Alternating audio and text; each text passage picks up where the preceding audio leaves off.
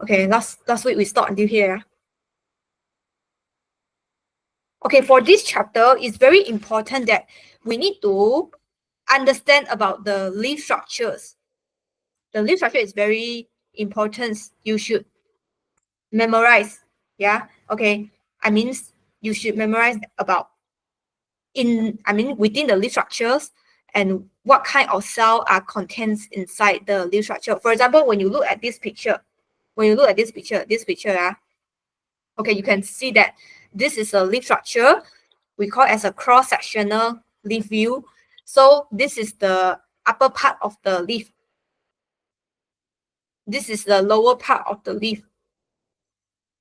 So for the upper part of the leaf, they are being lining with the layer of cell. So this layer of cell we call as the upper epidermis. This layer of cell we call as the upper epidermis. So it will lining up about the leaf layers. So the layer of the leaf is being covered with the cuticle. This is a cuticle. Cuticle is just a transparent waxy layer cover the upper epidermis. Just like wax. You know what I mean by wax? Wax is referred to the wax. Sorry, this one. So you can imagine that this cuticle is just a transparent layer which is comprised of the wax. So this wax covers the upper epidermis, and this upper epidermis is actually a cell. It's an individual unit of cell, but they just connected together. See, they are connected together.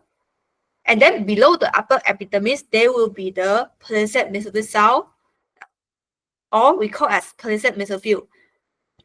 So this cell, you can see that they are being tightly packed to each other. So, and then this circle thing, these circle structures, we call as the chloroplast. So chloroplasts are contents inside this circular structure. And then below the palisade mesophyll cell, there will be the spongy mesophyll cell. Yeah, for this one, spongy mesophyll cell, you can see it's very loosely arranged to each other. So there's a lot of air space. There's an air space. A very large intercellular air space between this spongy mesophyll cell. And then around this area of the spongy mesophyll cell, there's also the xylem and phloem here. Xylem and the phloem. So this is we call as a vascular bundle. Vascular bundle means it's combine the xylem and phloem together.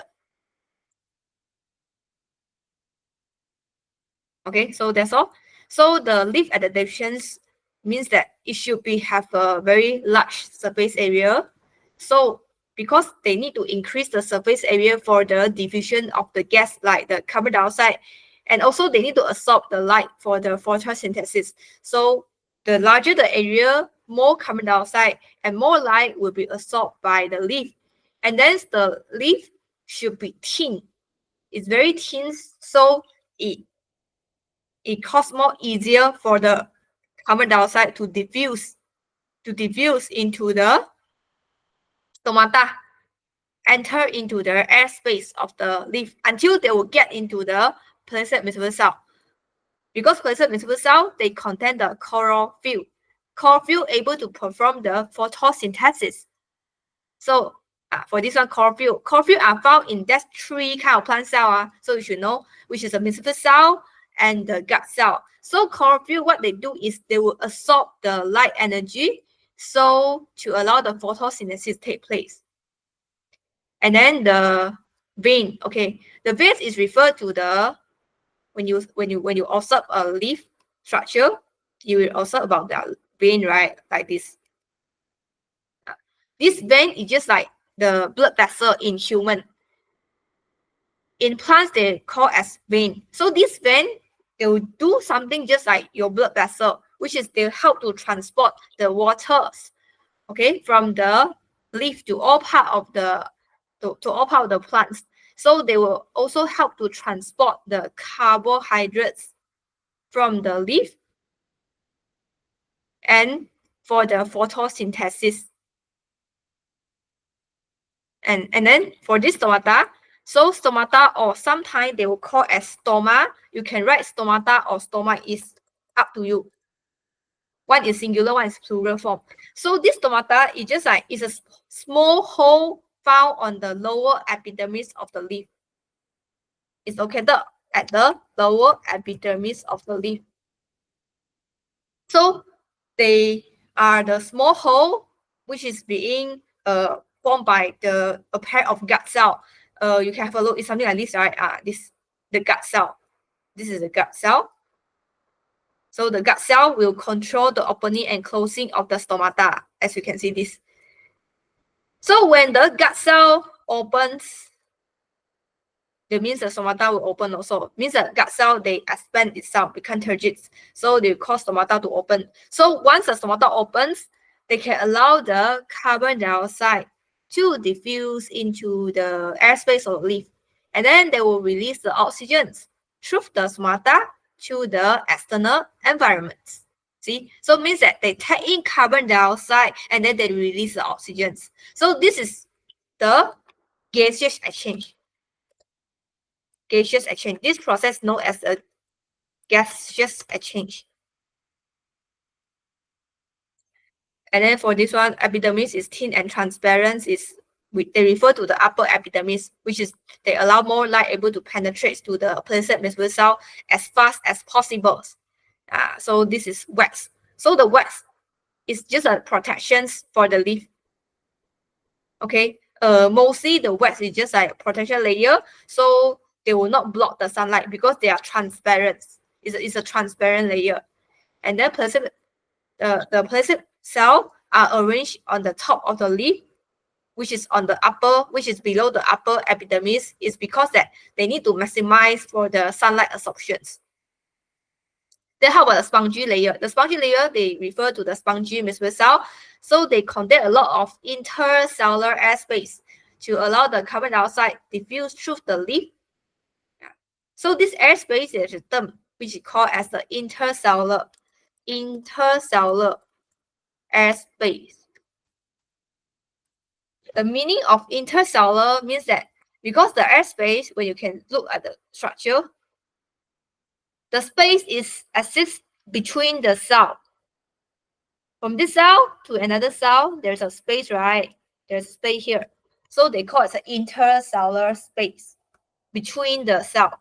The space exists between the cell. And then the vascular bundle, which they condense the xylem and the phloems. So they help to support the stem and the leaf. Okay, so that's all for the leaf structure. Yeah, okay, so remember about this pathway, which is how the carbon dioxide enters into the leaf and get into the chlorophyll. They will undergo this pathway. They will enter from the stomata. Okay, this from the stomata. And then they will get into the airspace in the spongy mesothelial cell. And then they will enter into the mesothelial cell. So this is, they refer to palisade mesothelial cell. So most of the photosynthesis that occurs inside the palisade mesothelial cell, because they contain the highest amount of the chlorophyll instead as compared to the spongy mesothelial cell and also the gut cell. They also have some rate of the photosynthesis occur, but the rate is not as high as in the palisade mesothelial cell. Okay, I hope you are clear with it. Then last part, we talk about the mineral requirements of the plants. So plants also just similar with humans. In the human nutrition, we study about our humans also require mineral iron, right? For I mean to maintain our health of our body. So in the plants, they also do the same thing. So just they need the mineral ions a bit different from the humans. So photosynthesis will produce the carbohydrates, but the plants contains many types of biological molecules such as proteins, lipid, and the nucleic acid. So they need some components to make those substance, which is they need to make those proteins, lipid, and nucleic acids from some ingredients. Okay, so the carbohydrates, they contain the carbon, hydrogens, oxygens, but proteins, they contain the nitrogen as well. So other chemical in the plant, they contain different elements. For example, the chlorophyll contains the magnesiums and the nitrogens. So later we'll study about how those ions, which is magnesium and nitrogens, help in the growth of the plants. So if without source of those important ions like magnesium and the nitrogens, so the plants unable to carry out the photosynthesis effectively. So how the plant able to produce those mineral ions is they will undergo the active transport. Active transport that you are learned in the chapter 3. So in the exam, they like to ask you this kind of questions. How the plant able to obtain those mineral ions? So your answer is active transport. Okay, and then active transport is required to pumping of the ions against the concentrated gradients with the help of the we call as the energy and also the carrier proteins. You should write those points in your answer. Okay, so remember about magnesium and the nitrogens. So, okay, now we study why magnesium is able to affect the plant growth. It's because that the plants contain chlorophyll, right? They contain chlorophyll inside the chloroplast. So then the chlorophyll that actually contains the magnesium. It's just like in our hemoglobins in our red blood cell. We also contain the ions. So in the chlorophyll, they contain the magnesiums. Okay, they contain magnesium. So this means that if there's no magnesium assist in the plants, there will be lesser production of the chlorophyll. So magnesium build up the chlorophyll. Okay, it's one of the components to form the chlorophyll. So what is chlorophyll? Chlorophyll and chloroplast, you should able to differentiate the difference between them. Chloroplast means what? Chloroplast means the structure.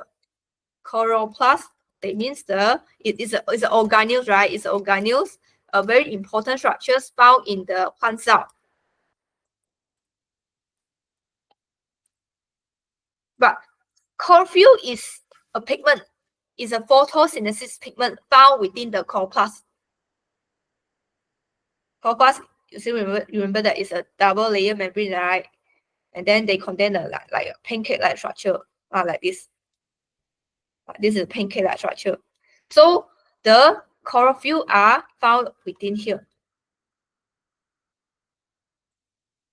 So if there's an absence of the magnesium, so there will be lesser production of the chlorophyll.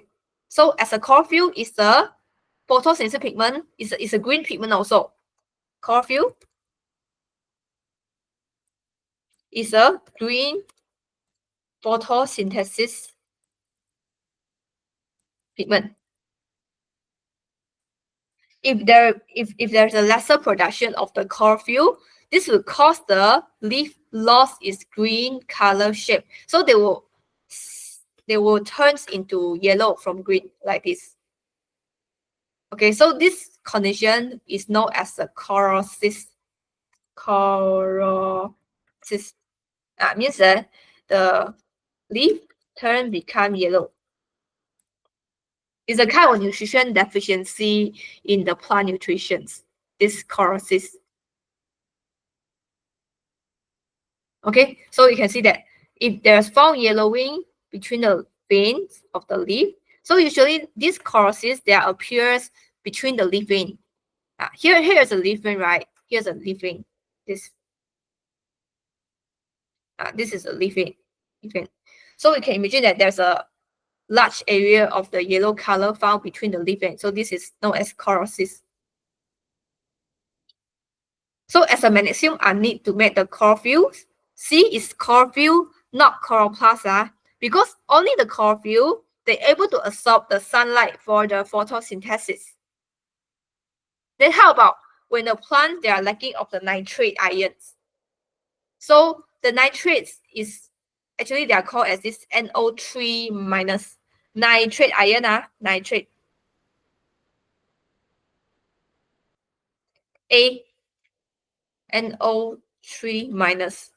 So plant will absorb the nitrate ions to convert them become the amino acid. So amino acids are used to make the proteins for growth. So if there's a without the nitrate ions, so they will cause the leaf turn yellow also. Okay, so you can see that the leaf turn yellow is a bit different between if compared to the magnesium's iron deficiency in the leaf. In the deficiency of magnesium ions, the area between the leaf vein turn yellow like this.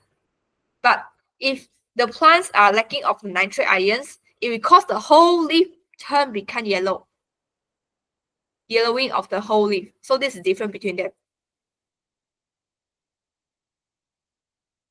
Okay, that's all. So let's discuss about the question that you did last week. Okay, thank you for your submissions, and I appreciate your answer. Okay, we can have a look on the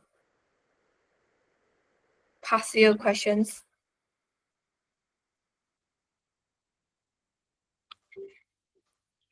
Okay, for this one, yeah, both of you got correct answer. And then for this, both of you get wrong answer for this one. What is the correct functions of the number parts? This one, number one, is we call as the epidermal cell. Or we call as upper epidermis.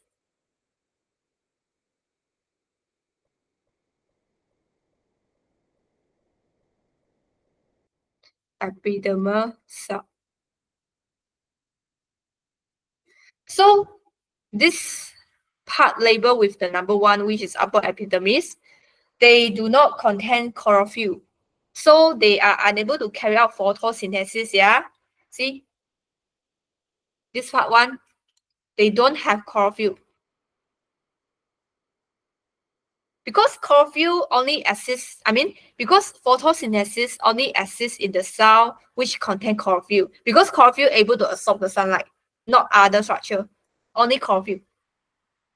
So number one is upper epidermis. So their function is just for the protections because they contain the waxy layer. So number two, it will be the stomata. This one, this is a stomata. The hole exists between the gut cell is called as stomata. So their function is for the gaseous exchange. Yeah, correct.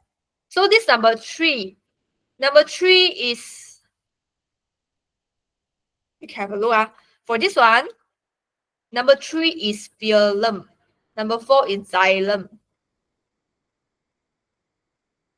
Okay, xylem is a bit upper part compared with phloem. Number three is phloem. So number three, phloem, it will be involved in the transport of the sugar to the roots. Then xylem involved in transport of the water from the roots to the leaf. You should remember about the position for the xylem and phloem. Okay, remember all the position. Xylem is a bit, it will be upper part. Phloem will be lower part. Okay, this is their positions in the leaf. If in the roots and stem, it will be another position. Later I will show you. Okay, both of you get correct. It's just a minor correction only. Okay. For this one. How does a plant use the sugar that it is made? So your answer is boy and A. Why? Okay. Sugar. What is meant by sugar? Sugars that refer to the glucose. You still remember about this equation, right?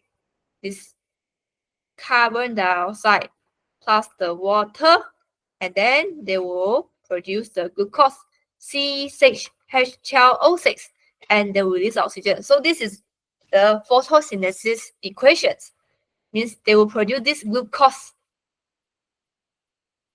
But have you even think of the reasons why plant need to produce the glucose from the photosynthesis? Because they need to use the glucose to do their thing. They need to use the glucose to convert into the sucrose for the translocations, right? And then they need to convert the glucose become something more complex units, which is the cellulose. cellulose help to make up the cell wall. So glucose, they would need to undergo something like polymerization process. Means that there will be the thousands of the glucose units they combine together, so they're able to form the cellulose, which is polysaccharide. Okay, so the answer is C.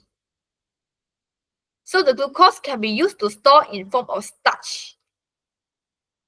As I told you before, if in a human, excess glucose will be converted become the glycogen. However, in the plant, excess glucose source, they will convert become the starch and they will be stored in the zinc. So this is glucose. Glucose is produced from the source, right, which is in the leaf. Zinc is usually, for example, roots or tubule, like this. So sugar is not used for photosynthesis, yeah? This one is not. Why? Because photosynthesis produce sugar. How come sugar able to use in photosynthesis? But we should use the glucose to do the aerobic respiration.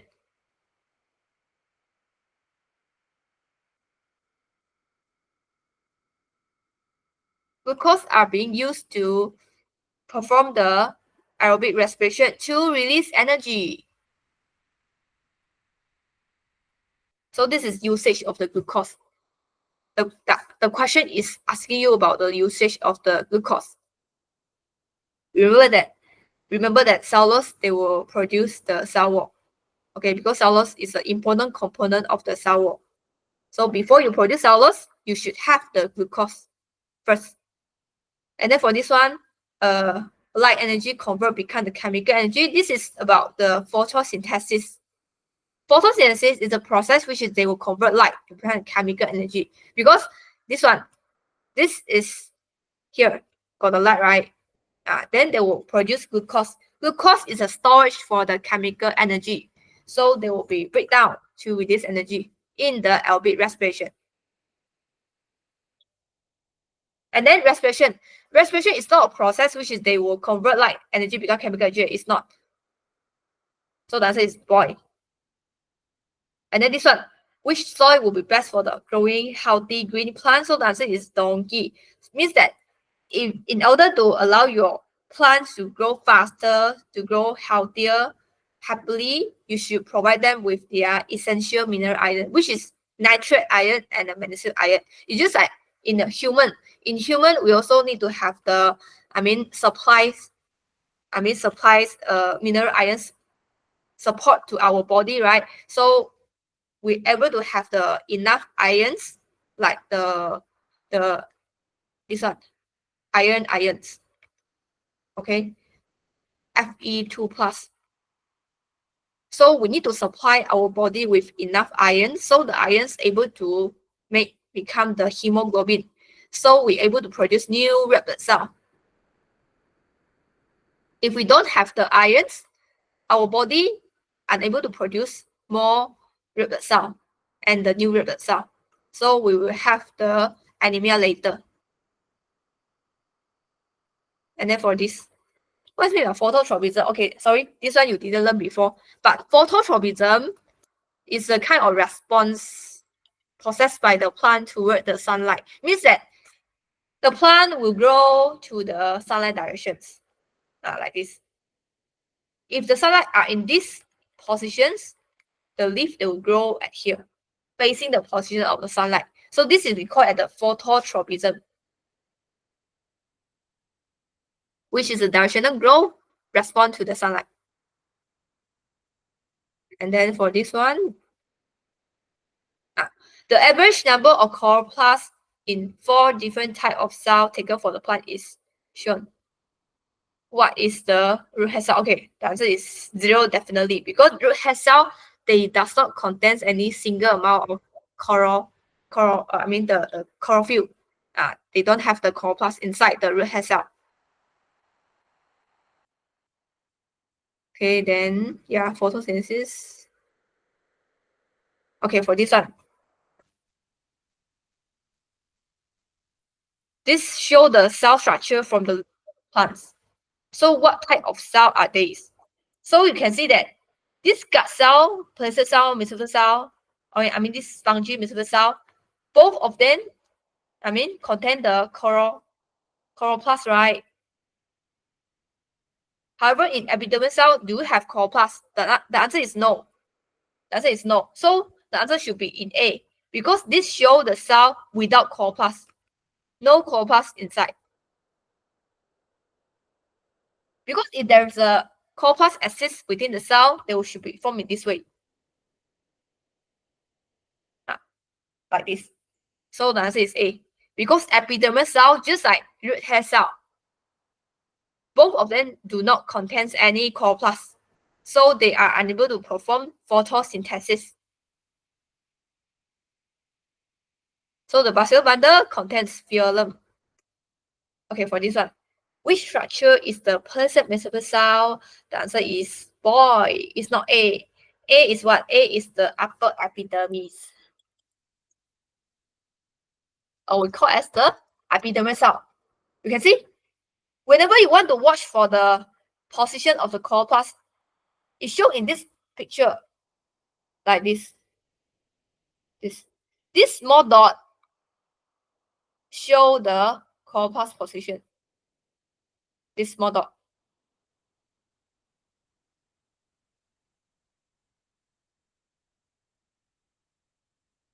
This one.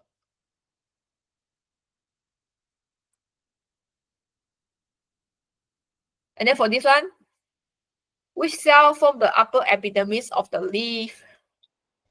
Upper epidermis of the leaf. They refer to the upper epidermis cell, which is on the top layer. So upper epidermis, remember that they don't have the chloroplast, right? So whenever you see the cell contain the chloroplast, just it's not the answer. Because this cell, you can see this circular structure, right? Those are the structure of the chloroplast. So they are not included for this answer. Because upper epidermis don't have the chloroplast. So left B and D. However, in the B, they have these long extensions of the cell. Actually, B is a root hair cell. So only donkey can be the epidermis cell.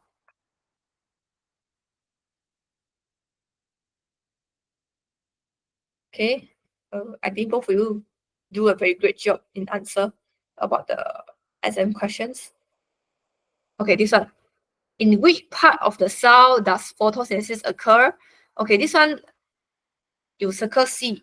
Okay, C is not chloroplast, but C is nucleus.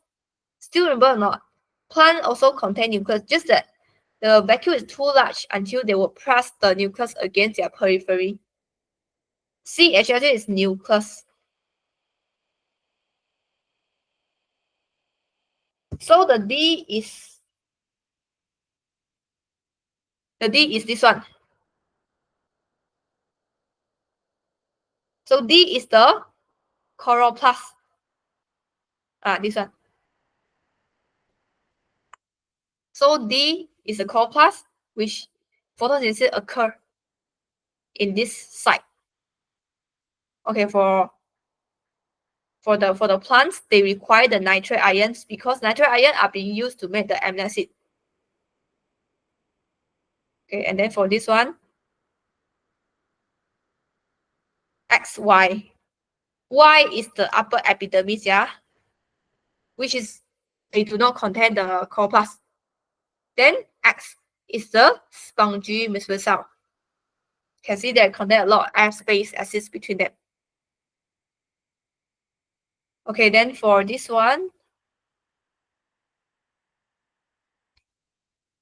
okay, the graph show the percentage of the proteins are found in the potato was affected by the concentration of nitrates fertilizer added into the crop when it was growing.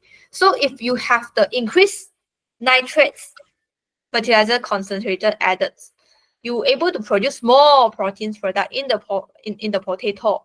This means what? This means that the nitrates are being used to make the amino acids. Then amino acids are being used to make the proteins. So the answer is not lipid. Lipid is made from the fatty acid and glycerol. It's not related about the amino acid. So the C is wrong. Okay, for this answer, Delta is A. You know why? Because that this graph show about the limiting factor. Means the light intensity will be increasing from low to high light intensity. And then they are altered about their carbon dioxide concentration. So what is the limiting factor for the rate of photosynthesis at the point X on the graph? You know what is mean by limiting factor? Limiting factor means that if you increase that factor, you're able to increase the rate of the photosynthesis. That is mean by limiting factor. Means that when you see your reactions already reach in the constant level and you want to further increase, however, no matter how much you increase your light intensity, right? You see from the low until high, but they are still unable to increase their rate of photosynthesis. This means that now the limiting factor is not being, now the limiting factor is not belong to light intensity, but it is belong to the other factor like the carbon dioxide concentrations. So the limiting factor is the factor that when you increase, it able to help to increase the rate of reaction.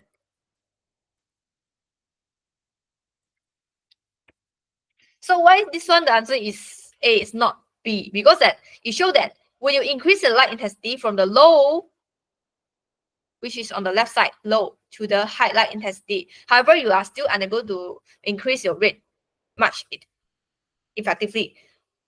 Okay, so you can see some of the curve already remain plateau already, remain constant. There's no further increase. So if you want to change this situation, you should increase your carbon dioxide concentration.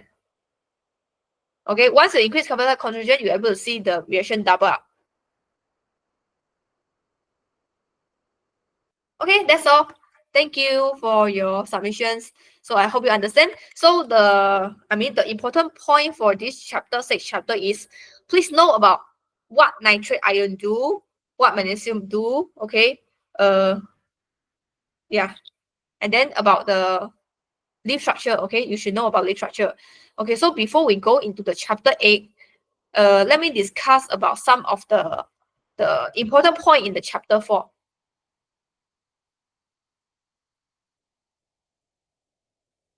Okay, this one, important point in the chapter 6, plant nutrition, because I would like to teach you on how to write a accurate answer for this. Oh, sorry. Okay, you can see my screen, right? So, Ethan, Suyang, do you have any question to ask me now? Is everything going smooth and clear? Yeah.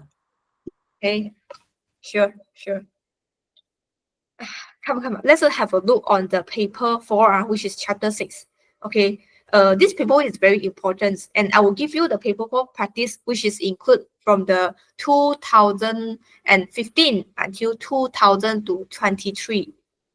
So 2024, I'll give you later, and 2025. So because you're going to take exam in next year, right, which is 2026. Okay, yeah. So you come up something like this. Balanced chemical equation. So how you're able to write? You should write something like this, which is carbon dioxide and the water. And then you will be able to produce C6H12O6 plus the O2. And then balance it at your 6. Yeah, and then you will get 2 marks.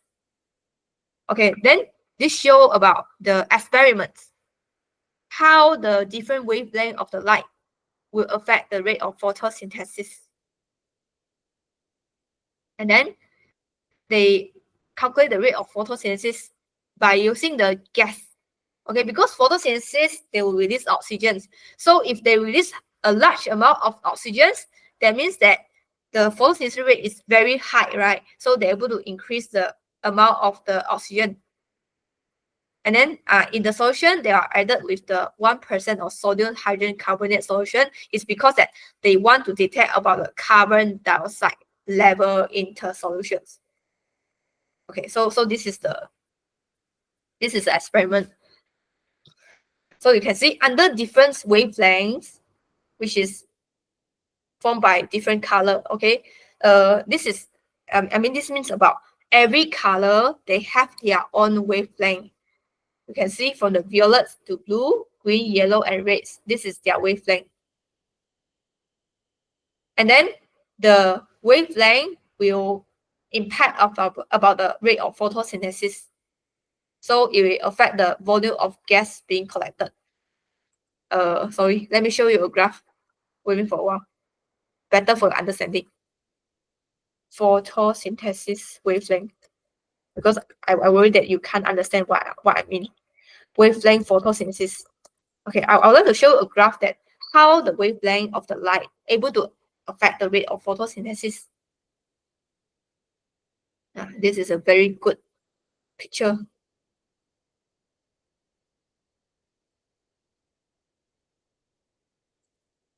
So you can see, actually I refer to this one. You can see this one. You can see this is the light.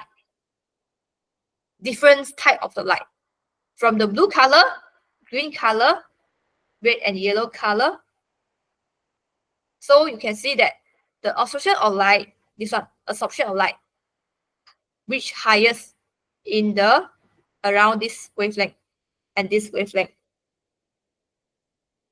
So the absorption of light reach lower around this wavelength, lowest. So if they reach the highest absorption of light, that means that they are increasing the rate of photosynthesis around here and here.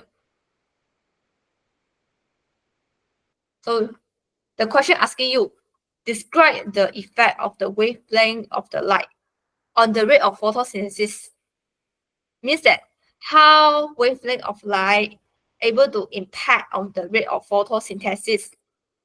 So you can see that the wavelength of light able to affect on the light absorptions, and then will affect. And then they will affect the rate of photosynthesis.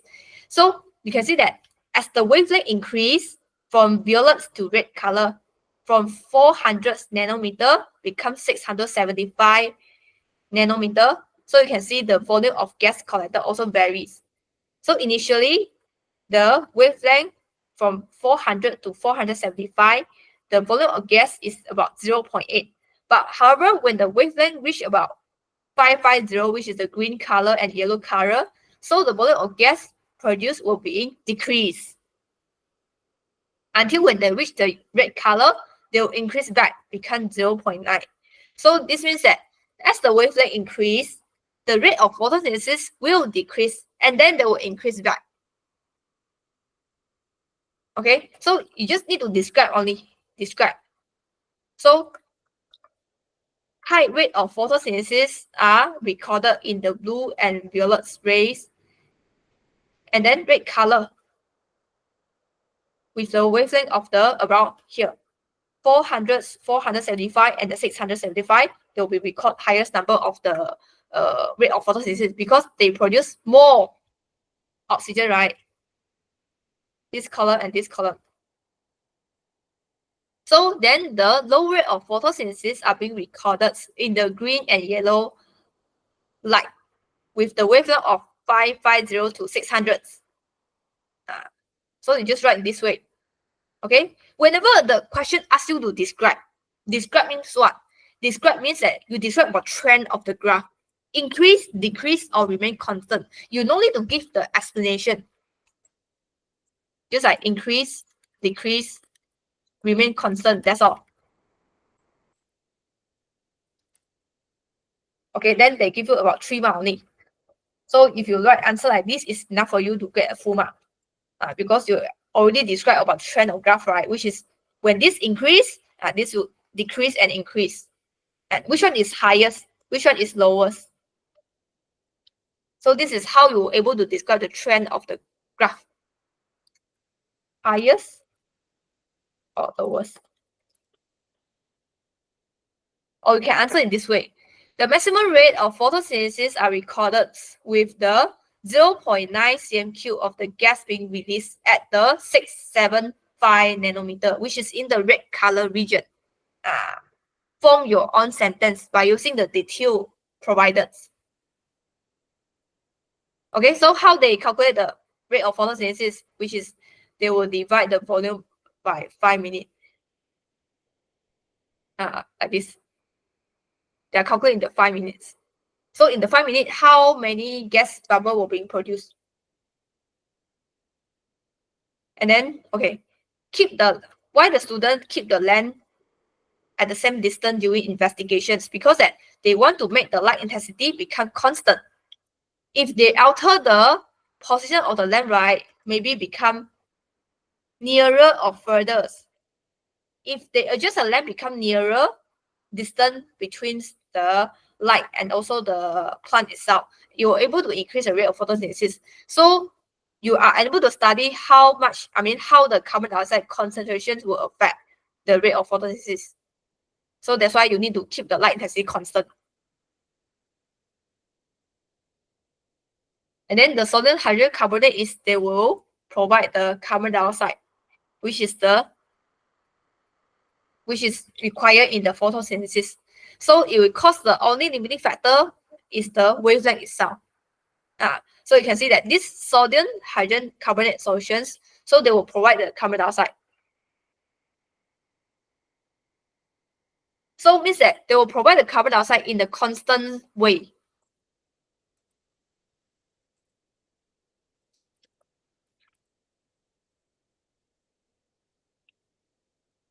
Because they want to only study about how the wavelength of the light will impact on the photosynthesis rate.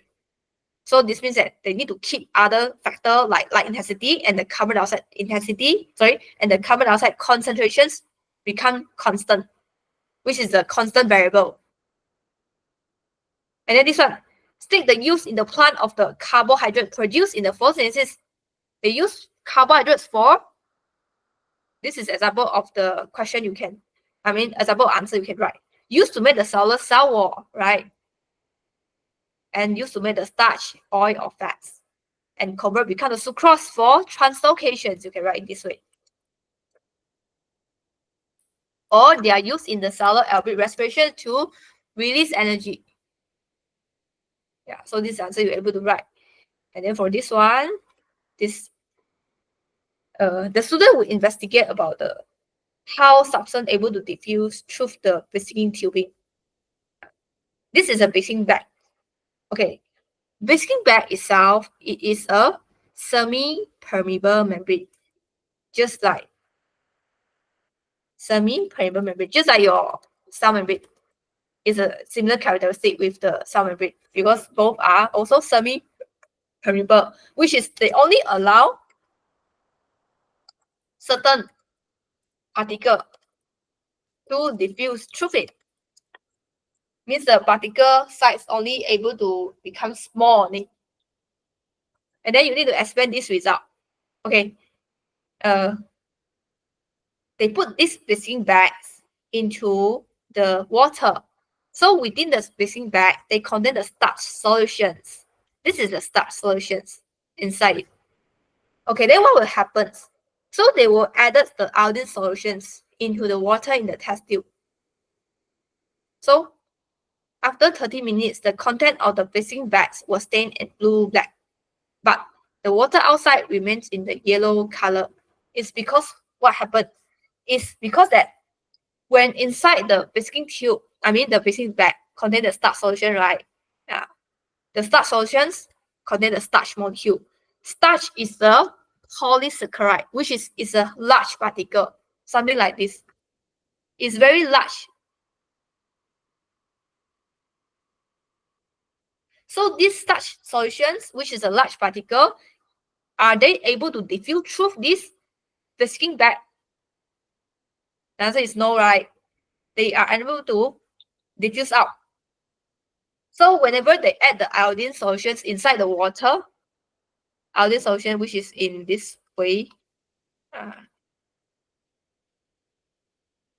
the iodine solution itself able to penetrate into the basking bag. Because iodine solution itself, the iodine molecule, is a very small particle. It's not like starch. Starch is a large particle. It's a large particle. It's a polysaccharide.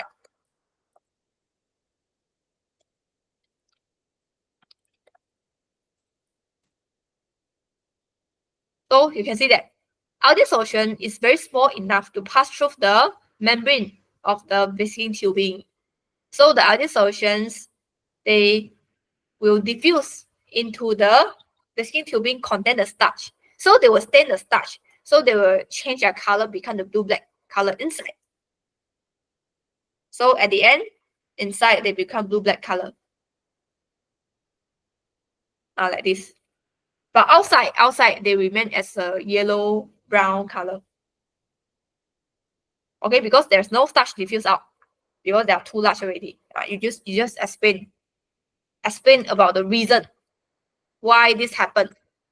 Then 3 factors that influence the movement of molecule through the membranes is those 3 factors, which is the temperature, the molecule. Means that if you increase the temperature, it will cause the iodines diffuse into the Bismuth bag in the faster rate, because it will increase the kinetic energy. Temperature is always related to the kinetic energy. Then about type of molecule also. If the molecule is too large, too large particle size, like the starch molecule, so the starch unable to diffuse out from the Bismuth bag because it's too large already. So about number of channel proteins, if you have a greater number of channel proteins, you're able to transport more particle inside and outside compared to the other cell, which they have a lesser channel proteins. And also the distance across the membrane is also another factor. If you have shorter distance, you're able to increase the rate of the movement of the molecule. If you have a shorter distance compared to the larger distance. Okay, so that's all for this question. Yeah, so for the IGCSE is actually very simple. You just need to know how to answer and write the important keyword. That's all for you. Okay, this picture, they show about the muscle cell. This is a muscle cell, a bundle of the muscle cell. And then this is the capillary. A blood capillary, they lie within the muscle cell.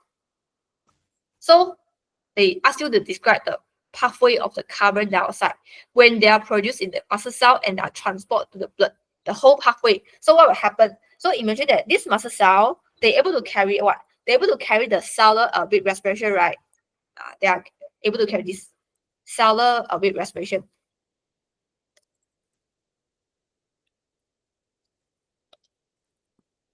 Muscle cell, just like other cell, they need to carry out aerobic respiration because they need to release energy, right? From the glucose oxidation. So they release energy also, and then they will release the carbon dioxide. So the muscle cell, they will produce the carbon dioxide in the mitochondria. So the carbon dioxide, they need to diffuse out. They need to diffuse out like this.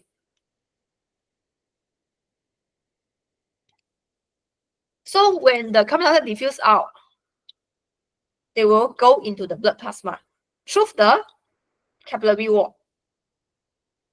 Okay, so you can see this is how they go through the capillary wall. This is the capillary wall. This is the capillary wall. Within the capillary wall, they have the red blood cell. This is a red blood cell.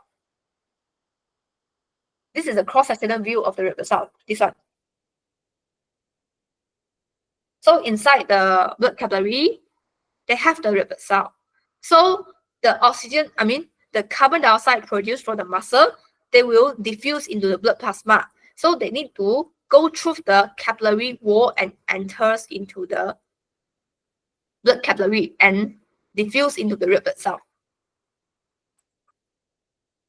Okay, so you can see that carbon dioxide diffuse into the blood plasma through the capillary wall. So the red blood cell, they will pick up the carbon dioxide released from the muscle cell. Then they will go where? Red blood cell, they will try to transport. This will be called as the deoxygenated bloods. Deoxygenated bloods means that the blood contains a very high level of the carbon dioxide, but a very low amount of the oxygen. So this is called as the deoxygenated blood. So this means that the vein, they will transport the deoxygenated blood get back into the heart through the vena cava.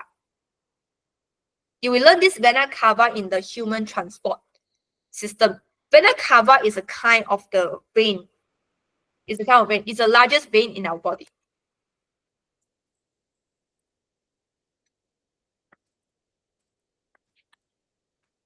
So vena cava, they will help to transport the deoxygenated blood. Oh, and then back to the heart.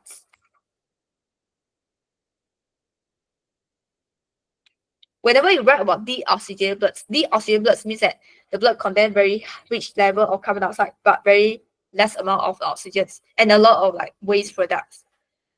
So the hearts, once the deoxygenated blood with the carbon dioxide, they reach the heart will pump the blood to the lung.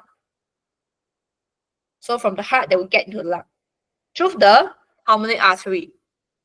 So from the lung, they will perform the exhalations, release the carbon dioxide out by the excretion.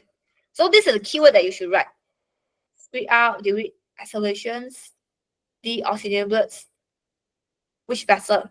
The specific vessel which carry out the carbon dioxide concentrations. Okay, so that's it. Then how the blood capillary able to adapt for the functions?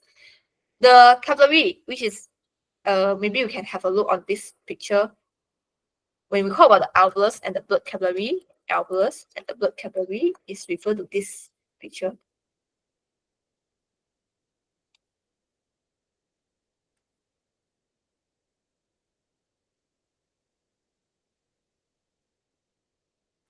This is alveolus. A normal alveolus like us, inside they contains only gas, which is carbon dioxide and the oxygens, right? So you just imagine the alveolus is just a balloon, a very fragile thin wall of the balloon. So how the blood capillary adapted for functions. So where is blood capillary? Blood capillary are lies very near to the alveolus because inside the blood capillary there's a lot of red blood cell. So the red blood cell will carry the gas. Okay, for example, they will carry the carbon dioxide gas. So they will release the carbon dioxide gas from the blood vessel, from the blood capillary, enter into the alveolus. So they're able to perform the exhalations from the lung. So and then the lung, they will inhale the oxygens. Once they inhale the oxygen will enter into the alveolus. And then due to very high concentration of oxygens within the alveolus and a very low concentration of oxygens within the blood vessel, so they will cause the oxygen diffuse inside and get into red blood cell.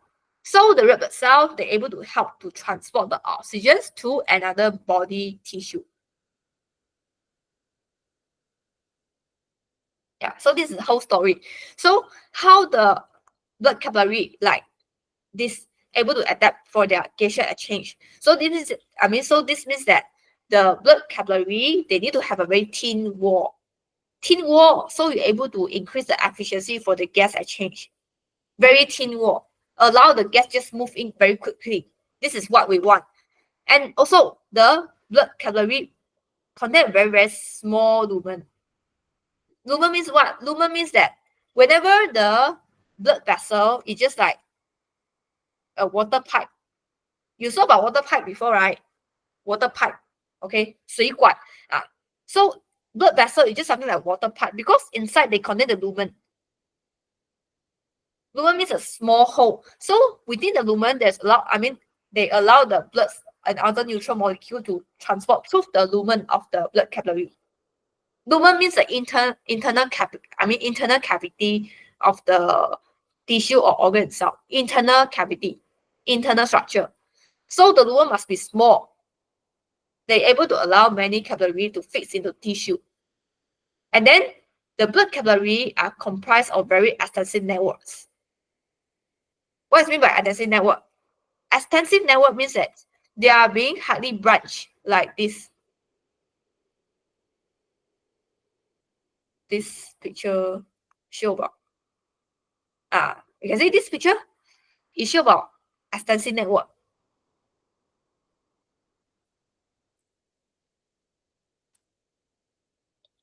So this will allow whole alveolus are being connected with the blood capillary for the gaseous exchange. So these extensive networks help to create a large surface for the gas diffusion. And also, last but not least, wall of the blood capillary contain the pores. Okay, imagine, right? The blood capillary, they contain the pores. Very interesting. Yeah, maybe I can show you an example of the picture. Wall of blood capillary contain the pores. So because that the blood capillary, their function is what? Their function is they are allow the exchange of material with the body cell itself. So it's something like this.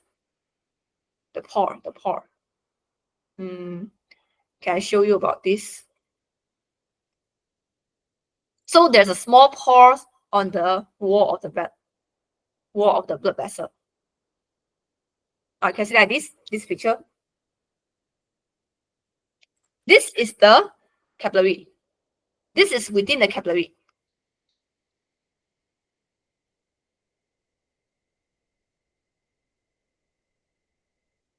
Sorry. Capillary. This is within the capillary. So within the capillary, there's a lot of red blood cell flow, pass through it. So you can see that the blood vessel wall are being formed by the cell, right? One cell, another cell, another cell, another cell. So actually, there's a hole exists between the cell. So this hole allow the exchange of the material from the blood vessels into the tissue space, or from the tissue space into the blood vessel. So this is the importance of the hole. To allow substance to pass in and pass out of blood very easily. Like, for example, oxygens, carbon dioxide. Okay. Then how about this one? Explain how the molecule of the carbon dioxide from the atmosphere reach the site of photosynthesis in the leaf. So whenever the question asks about this, explain how. You should answer about the method. How carbon dioxide able to transport in, transport out due to the simple diffusion. So what's meant by simple diffusion? Means is there are movement of particle down the gradient. Second mark. Then whenever the carbon dioxide diffuse through the stomata, they will get into the intercellular airspace between the spongy mucous cell. So the carbon dioxide will reach the spongy mucous cell, and then they will enter the chloroplast to form the photosynthesis.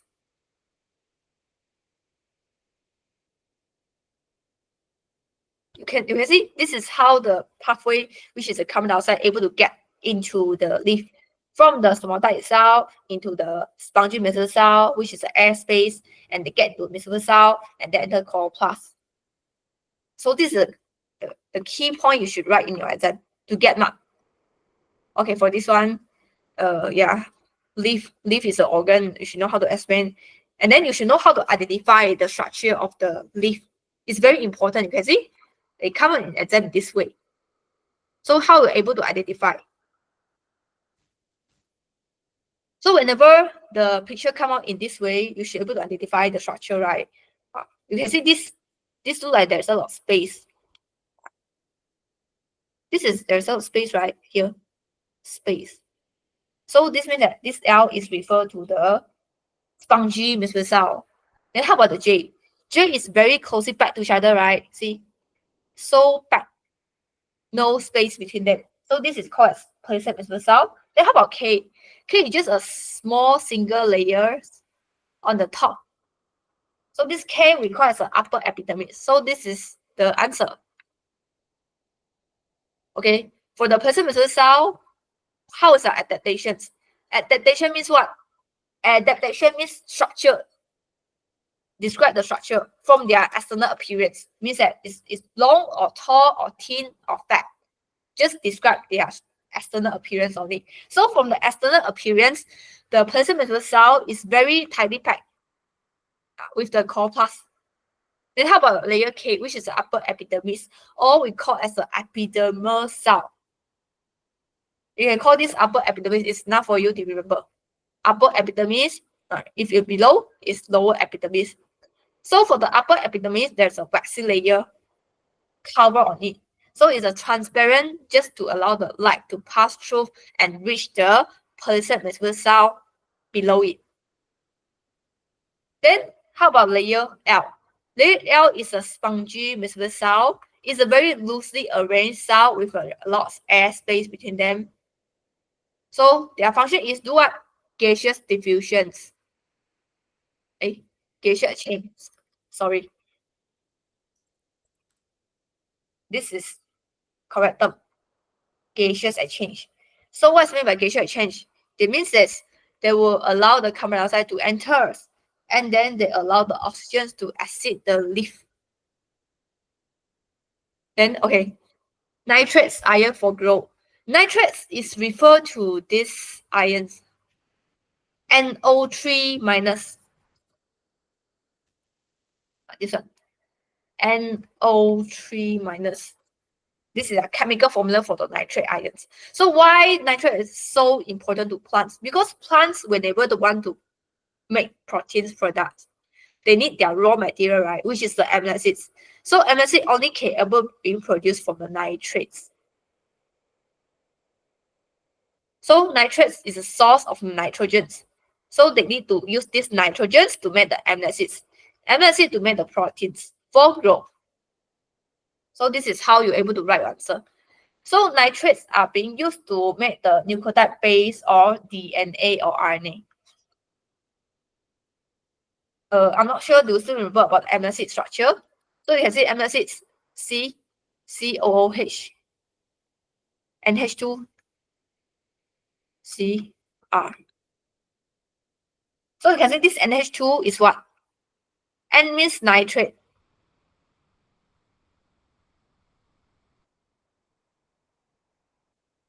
Oh, sorry. N means nitrogen. And so nitrogen is made from the nitrates. It's from the nitrates.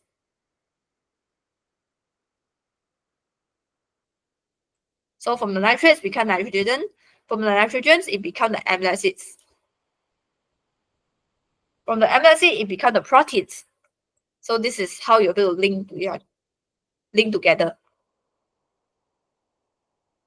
Okay, then for this one, they give you experiments how the mineral iron deficiency will affect the plant growth. So they'll do 4 type of the control. One is without nitrates, without magnesium, and without phosphate iron. So what will happen? So stage 3 other environment factors could affect the growth of seedlings. So whenever you want your seedling to grow faster, right, you should be able to provide them with suitable temperature and the carbon dioxide and the air humidity just to optimize their photosynthesis rate. You can see that because they already contain the leaf, so they're able to produce their own photosynthesis. Okay, for this one, describe and explain the result for the radish grow without the nitrate ion, without the nitrate group, which is group 2. If you want to compare with the group 2, if compare with the group 1, you see this group 1, group 2 and group 1. Group 1, they contain 8 plants. Group 2, they contain 10 plants. However, the total dry mass is group 2 nitrate ions. It contains these roots. So total it means that they lost a lot of the mass, dry mass. See, from the 2990, they drop until 2160. This means what? This means that they lost very large amount of water because water can contribute to the weight also. Okay, so you can see that there is less group in the group 1. Sorry, it's group 2,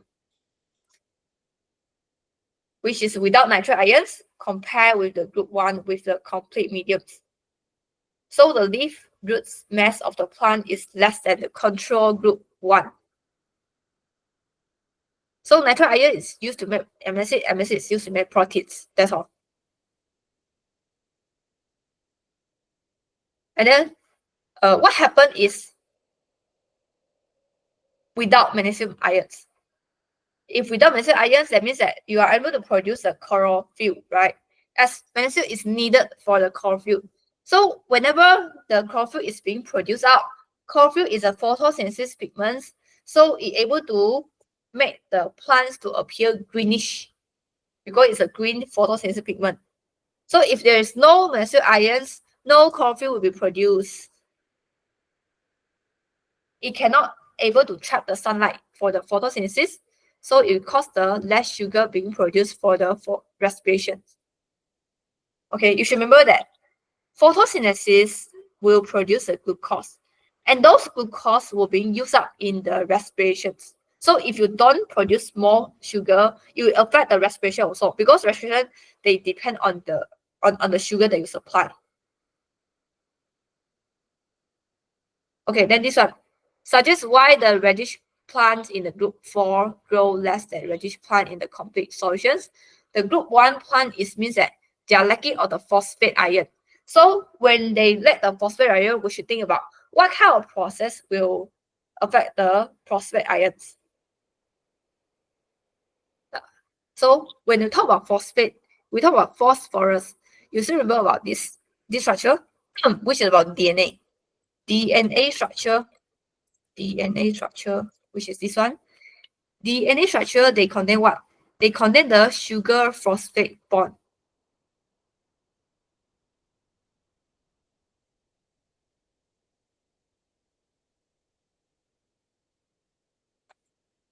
This is a DNA structure. DNA is double-stranded polynucleotide strand. And then this, where is it? Sugar phosphate backbone. Phosphate means what? Phosphate means the phosphorus. Phosphorus, sorry, I type out.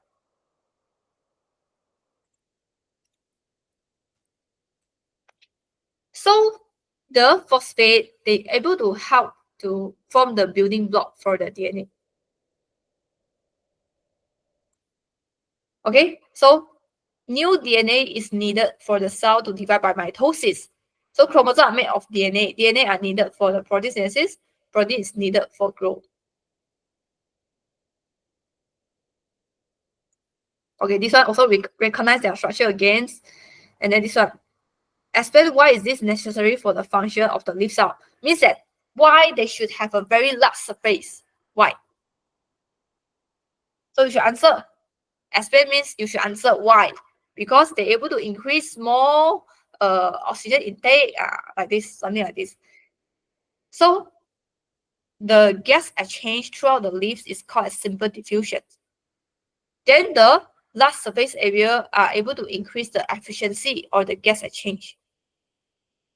Carbon dioxide itself is a raw material for the photosynthesis. So absorption of carbon dioxide and loss of loss of the oxygen occur when there's a light available. Means that during the daytime. During the daytime, plant would take in the carbon dioxide and release the oxygen to the atmosphere. However, during the nighttime, it will be another story.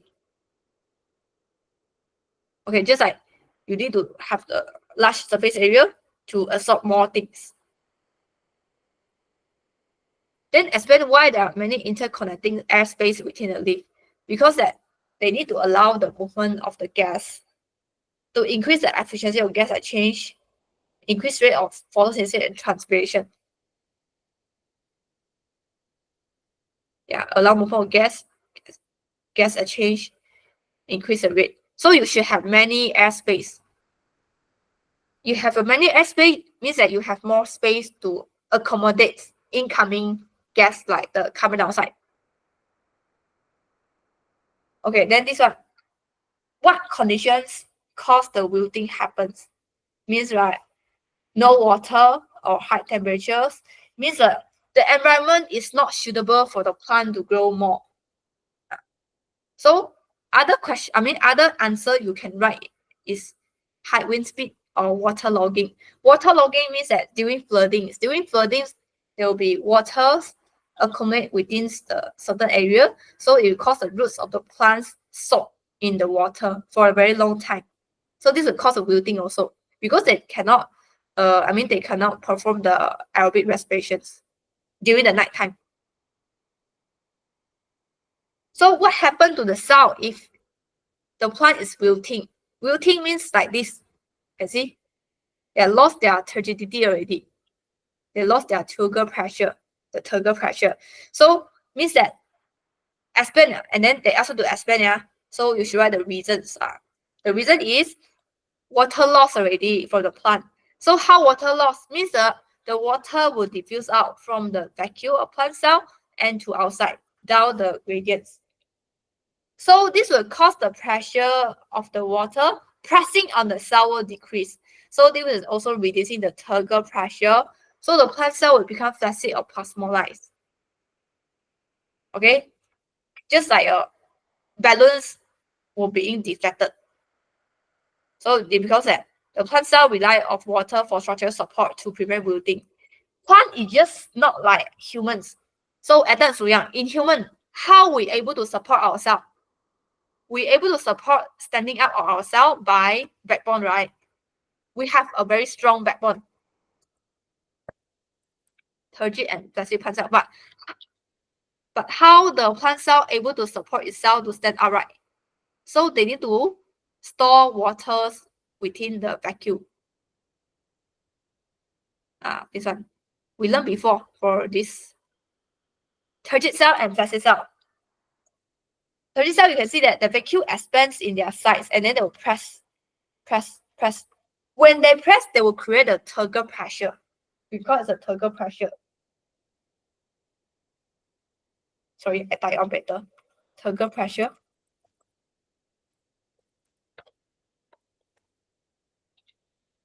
So this pressure will cause the plant to stand upright. So when the flaccid plants, that means that you can see vacuole was shrinking in size. The cell membrane pull away from the cell wall. So that means that they already lost their turgor pressure. So you already know that the plant able to support that cell with the water stored in the vacuole, create the turgor pressure.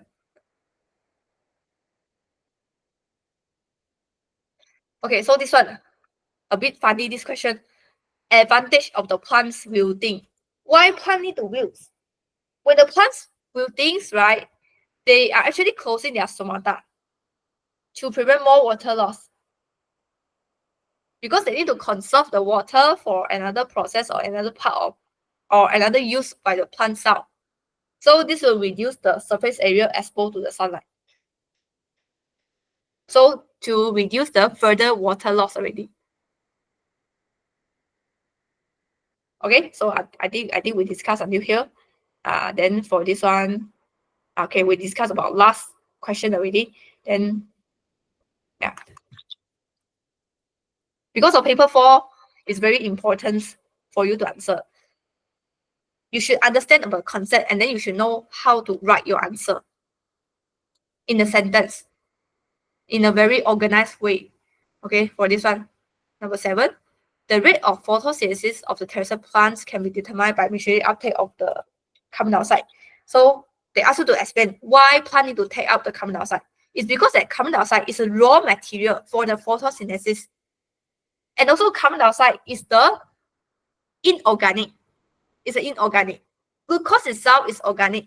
So actually the photosynthesis is a process which is they convert the inorganic become the organic compound, which is a glucose. So another reason is when during the photosynthesis, during the daytime, the concentration of carbon dioxide is much more higher compared to the inside of leaf, structure. So due to this difference in the concentrations, this will cause the carbon dioxide able to diffuse into the airspace of the leaf by the simple diffusion. You should write this sentence. Then you're able to get 2 marks already. Okay, see, diffuse into the airspace of the Minnesota Sound by the simple diffusion. That's all. And then for this one, okay, they ask you to draw a graph. So how the temperature on the rate of photosynthesis about two plants A and B. So this is temperature, right? You can see that when the temperature increase from 10 to 20, 30s, the rate of photosynthesis also increase as well until they are reached plateau, remain constant at this stage. So other environmental factor keep constant is light intensity, water supply, and humidity. Please don't touch about temperature because temperature is the limiting factor at here, at these questions. Then they ask you to describe the effect of temperature on the rate of photosynthesis when the carbon dioxide concentration was supplied. So see, describe again. Describe means that they ask you to describe the trend of the graph. So you can see that rate of photosynthesis increased from 10 to 30s, but after 30s, they will reach a plateau already. Okay, that's all. Then explain how increasing in temperature on the rate of photosynthesis for the carbon dioxide in the concentration B. So for this concentration B, you are increasing the temperature, right? But what happened is, this one. Explain the effect of the increasing temperature on the rate of photosynthesis for the carbon dioxide concentration B. So how temperature increase will affect the photosynthesis rate in the B. So this means what? This means that the temperature is a limiting factor. Limiting factor means that when you increase the factor, you're able to increase the rate of photosynthesis. So when you increase the temperature, you're able to increase the kinetic energy of the both enzyme and substrate molecule. So you are increasing the rate of diffusions or collisions between the enzyme substrate and enzyme molecule. So more enzyme substrate complex form. So more carbon dioxide used in the photosynthesis and convert into sugar. So the carbon dioxide concentration is not a limiting factor. Okay, it's not a limiting factor. So you can see that in this graph, whenever they increase the temperature itself, right, you get temperature itself until you further increase temperature from 30 to 40, but they still remain unchanged. So that means that at this region, yeah, the limiting factor is not temperature.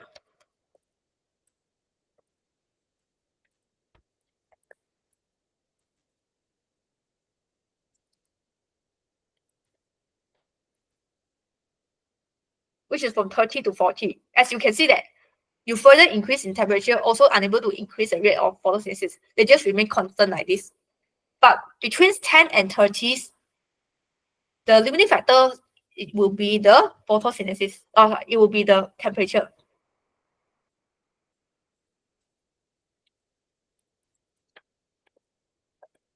As you can see that when you increase about 10 degrees Celsius from 10 to 20, 20 to 30, the rate of photosynthesis will increase also, increase very steady and rapidly. So just remember that from this 30 degrees to Celsius to 40 degrees Celsius, it's not about temperature will become limiting factor, but other factor like carbon dioxide concentrations,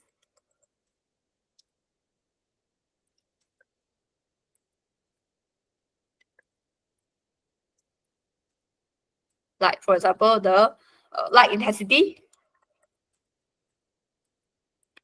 So whenever you are increasing the dose limiting factor, like the carbon dioxide, so you're able to cause like this.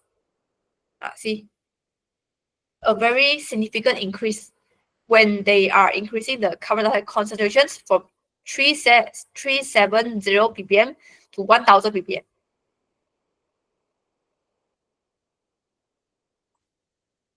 Okay, that's all. for this one. Okay, then when you answer about these questions for the temperature, it's just similar that you write your answer in the in the chapter 5 enzyme. You can see that they ask you to predict and explain what will happen to the rate of photosynthesis if there's higher at 45 degrees Celsius.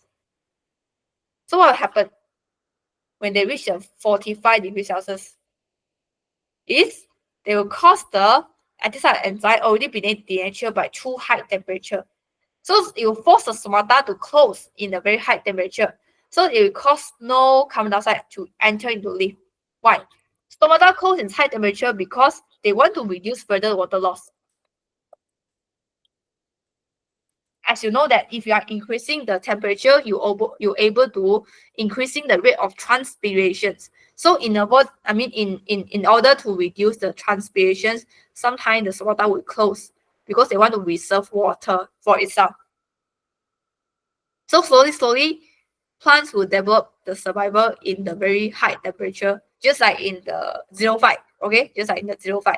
05 is a plant, but 05 can survive in a very, very, very high temperature, very hot, dry, and high temperature environment. Okay, that's all. That's all. Yeah. And then this chapter says important point. You have a look. Just have a short look on this. Okay, so you should know how to answer, okay? Important for the upper epidermis to be transparent. So this is the answer. This is a keyword that you should write. Function of stomata to allow diffusion of carbon dioxide gas. Allow transpiration. Transpiration means about water loss. Okay? And then just now I discussed with you about how to describe. Okay, I think that's all. That's all for this chapter. And then, okay, for this chapter, please remember to, I'm not asking you to memorize, but I ask you to read about the questions and the definition, because sometimes these kind of questions, they will be coming out in the exam also. So you can see, whenever you want to define photosynthesis is they will allow the water together with carbon dioxide during the presence of lights. So they will produce glucose. So photosynthesis means that they will produce glucose and they will release oxygen. So they will produce carbon dioxide. They will produce carbohydrates from the raw material using the light energy. And then, okay, this one, use of the glucose is those use, just like I had discussed with you, and about limiting factor. Limiting factor means that the factor are present in the environment in a very short supply that it will restrict the life process. This is recalled as a limiting factor. If we don't have those limiting factor, we are unable to increase the rate of the reactions. Okay, and then about this one. 5 factor, they can limit the rate of photosynthesis. Is about this 5 factor, which is the temperature, the carbon dioxide, light intensity, chlorophyll, volume of water. But the most important, it will be belong to carbon dioxide concentrations, light intensity, and the temperature. These 3 important factor. Okay, so this is experiment how to prove the light and chlorophyll are needed for the photosynthesis. So this one just for your own read, okay, for your own reads. And then most important is how the effect of the light intensity able to affect the rate of photosynthesis. So if you have a low light intensity, you are having very low rate of photosynthesis. But once you slowly increase the light intensity, you are actually increasing the rate until they reach a very high light intensity and there's no further increase in reactions. So that means that not light, but other factor become limiting factor. For example, like carbon dioxide, water temperature. So for this one, increasing the temperature on the rate of photosynthesis. So too high temperature cause denature enzyme. Okay, but when you are increasing the temperature, you are increasing the rate because you are actually increasing the kinetic energy. You can write kinetic energy in your answer. The mark will be given to you, kinetic energy. So always remember that the temperature with the highest contain the highest kinetic energy, but also not used because the high temperature, they will destroy the enzyme structure. Okay, then about increasing carbon dioxide concentration and the rate of photosynthesis is when you increase the carbon dioxide concentrations, you are increasing the rate of photosynthesis. That's all. Okay, so we already finished discuss about the chapter 6, plant nutrition.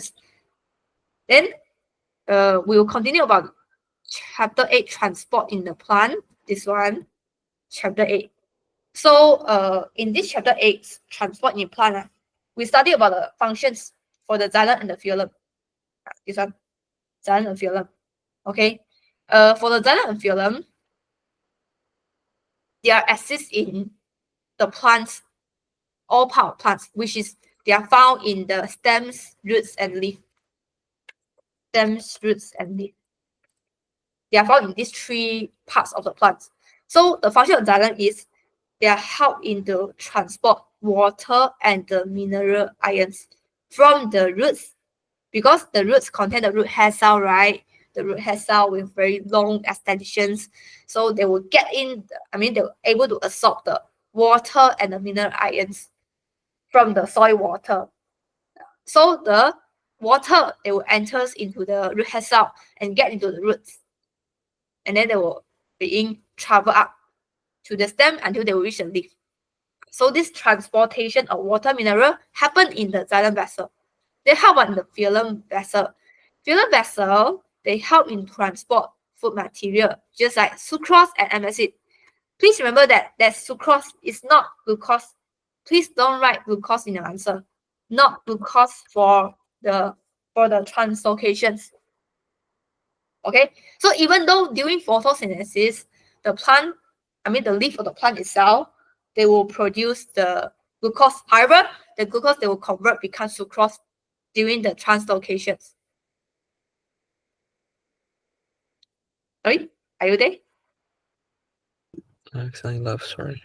Oh, okay, sorry. Just few more minutes. 2 more minutes, okay. Okay, and then you can have a look on the positions and the structures of the xylem and the phloem.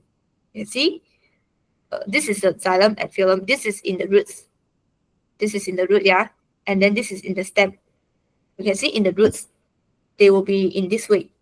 This is in the roots, and then you need to know about the xylem and the phloem, their positions. So you can see in the stem. In the stem, they are oriented in this way, like this. With it just look like the ring, right? The ring. So where is xylem? Xylem is they are located inside here. This is xylem, and then phloem will be located in outside. This is the phloem. So how about in the roots? For the root also, xylem they will be located in the inside here. Then phloem they are located in outside here. Here. Okay, so in overall, xylem they just look like you can see they look like X, right? Yeah. So this is a structure, and then in the leaf they will appear in this way in the leaf. This is the vascular bundle. This whole thing is the vascular bundle. So they contain a xylem and phloem. So for the xylem, they will be located on the upper part at here. This is the xylem. This is xylem.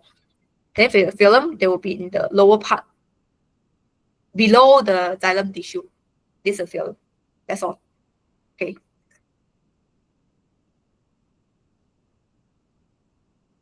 And then about the water uptake. Water uptake, okay, are found in the root hair cell. Okay, so okay, I think we will continue this root hair cell in the next week lesson. Okay, I'll give a homework for this chapter 8 also. You can try to do some questions. Okay, so time's up for today, and then we can continue our class for next week. Okay, thank you, Ethan Suyang. Do you have question? Do you have question to ask me? No. Okay, sure. See you next week. Bye. Bye.